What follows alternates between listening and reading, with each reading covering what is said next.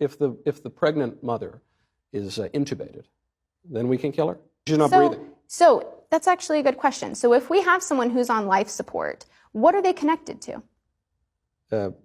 Tubes and breathing machines. To a machine, right? Yeah. And a fetus is connected to a human. So when you use this analogy, there's two options. Either you didn't think your analogy through very well, or you think that living people are equivalent to inanimate objects and machines. And so if that pregnant person who is intubated and connected to a machine, if instead they needed to be connected to a living person in order to survive, our current laws and medical ethics would never allow you to force someone to connect themselves to that person to keep them alive. Unless we're talking about the unique case of motherhood. I'm Rayy Vana, and welcome back to Rebel HQ. Failed actor and conservative influencer Michael Knowles, for the first time in his life, debated someone who actually knew what they were talking about. And it went about as well for Michael as you would expect. I mention it because you said that in order for a person to have a right to life, he needs to be breathing, but that's obviously ridiculous. And then the other point here you've mentioned is that that because I can't see a fetus at 9 weeks gestation with the naked eye, that he isn't real or doesn't exist or doesn't have a right to life or something like that. But I wonder how you apply this principle. Are you saying that the existence or inexistence of a thing is dependent upon whether or not you can see it with your naked eye?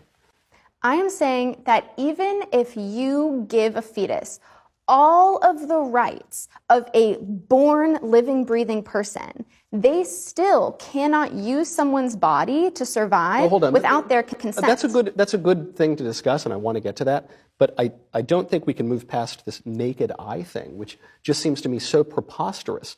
You're saying because I can't see someone with a naked eye that person doesn't exist? I'm saying that someone that I can see and speak to standing in front of me cannot use my body against my will, and neither can someone that I cannot even distinguish without a microscope. They cannot use my body against my will. Why not?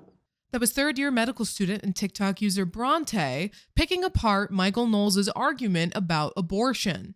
And she is completely right. There are absolutely no laws in the United States that would require a human being who is dying and receiving medical care be connected to the body of another human being to sustain their life.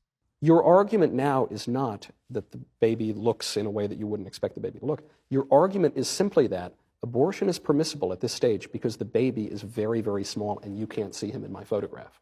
No, I am saying that abortion is permissible because it is about the use of the person's body who is pregnant. And I bring these photos because there is so much misinformation put out about this issue. What is and like you like to say, oh, they react when you eat something spicy. They have little fingers and toes. When in reality, the fetus at 9 weeks, where 80% of abortions occur, is hardly distinguishable to the human eye. So to say that a living person sitting in front of you with dreams and aspirations and health situations and financial situations, mental situations that you cannot possibly understand, when they are sitting in front of you telling you that they do not consent, whether it be because they cannot or will not, endure a pregnancy, you are saying that the tissue within their uterus, which is primarily just a gestational sac and a microscopic fetus, that is worth more than their desires about their own body. And she's completely right.